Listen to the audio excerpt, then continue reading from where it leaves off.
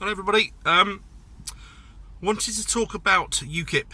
It's been sorry, someone's parked right in front of me. They might be thinking I'm a total weirdo. They'd be right. They're gone now. UKIP. What's going on with them? They do seem to be as disjointed and in trouble as Parliament is, and is incapable at the moment of doing anything other than, I suppose, just waiting to see what happens with this NEC business. Now, as somebody that wasn't political at all for all my life until just very, very recently, I had no idea what the NEC is. I still don't understand the inner workings of it, but it would appear that UKIP has a constitution, a written constitution, and is very, very democratic, which is why Farage left. He didn't like it because he couldn't just get his own way all the time. But it would appear that the NEC now is being illegitimate. They are spending more time in the post than they should be, and they're interfering in ways that is hurting the party. They may well feel very strongly that it's people like me that have come along, Johnny come latelys, that joined because of Gerard Batten and supported his rhetoric because the man is prepared to say the truth about things, especially Islam, the religion that must not be mentioned in a negative way ever. They clearly don't like that. And Richard Braine got the vote, so clearly the members like that. And so I allowed my membership to expire. It was in September because I'm just confused by it all, and skin, totally skin, but and I was just thinking, I want to see what goes on with them, because I'm not going to fund this party if they're not going to represent me. Okay, so we'll wait and see.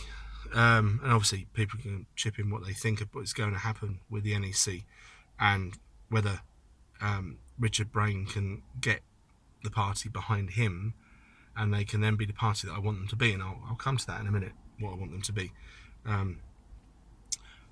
But they seem to be in the same sort of mess that Parliament's in completely incapable of doing anything, achieving anything at the moment, because they're so divided and fractured, and we desperately need this general election. I am so concerned at the moment, and it's you feel completely helpless, like you know what they're doing. They're absolutely mugging us off, and preaching how virtuous they are at the same time whilst they're fucking us over. And it's almost impossible for it not to boil your blood. You have to kind of just it's not, this is going to get fixed. Eventually we're going to get there. But I have no faith whatsoever in Boris at the moment. I do not know. I think that guy just wants this deal, and then he can claim he's got Brexit. But surely he must know that Tory membership is going to say, no, you've not delivered Brexit. You've made us surrender, and you've locked us in, and this transition period is going to take years to get out of, and all this sort of crap like the Article 50 is supposed to be. The only true way to leave is Gerard Batten's plan. That's to repeal the 1972 EEC Act.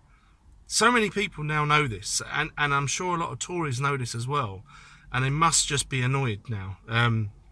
So I think surely the no deal. I keep coming back to it. Logic keeps bringing me back. Surely it's a no deal.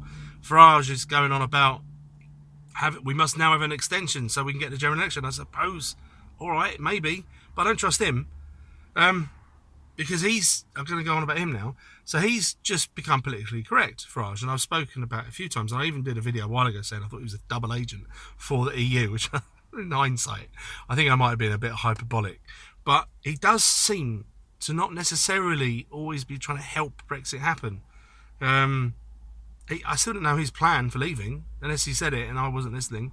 If anyone knows, he just says we should leave, clean break, fine, WTO, but maybe that's enough. But he's become politically correct. That's why he's now accepted by the media. That's why he got the platform. He's part of the elite now. And how you know that is true, because there'll be people who say, no, Farage is a pariah, they still hate him. Some do, but look back to the MEP elections early this year. And just before it, when Corbyn got hit with an egg, the guy went to prison.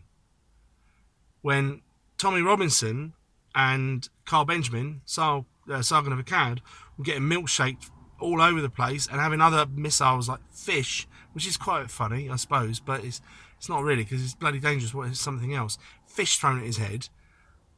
The media celebrated. Politicians were laughing about it. Huge multinational companies such as Burger King were encouraging people, letting them know they got plenty of milkshake to stock up. Joe Brand was saying it should be battery acid. You know, these people were getting, although that might have been about Farage, but that was okay because you got an Islamophobe racist and you got a rape apologist, so that's fine. You can do that to them. It's an act of violence. But when Farage got milkshaked, he was protected. Police came down like a ton of bricks on the guy, and that's where you know that Farage is in the elite. He's in the set, and he's got to stay in there.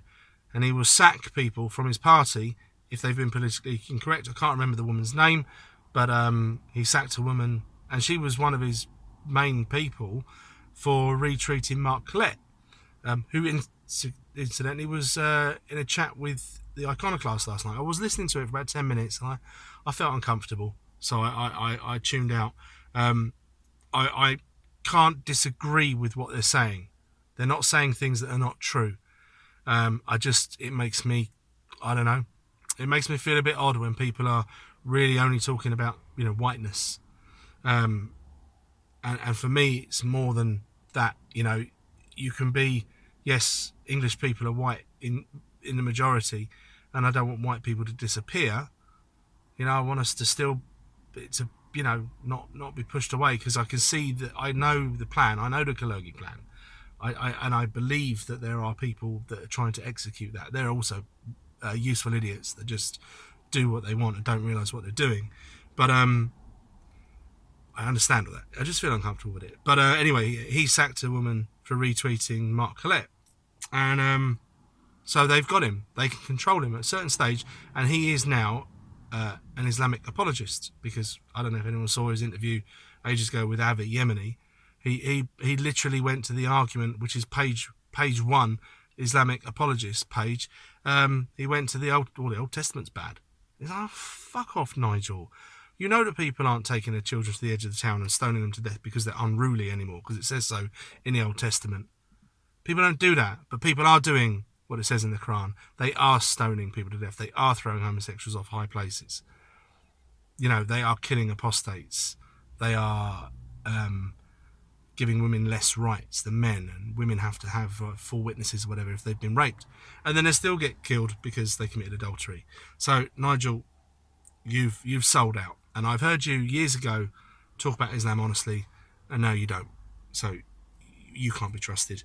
So really, coming back to the UKIP thing, why we need UKIP, and yes, I may well vote Tory or Brexit Party depending on if I've got one of them on my ballot box, I'll vote for that one. If I've got both of them, I'll probably vote Brexit Party, I think, because fuck you, Conservatives. Fuck you.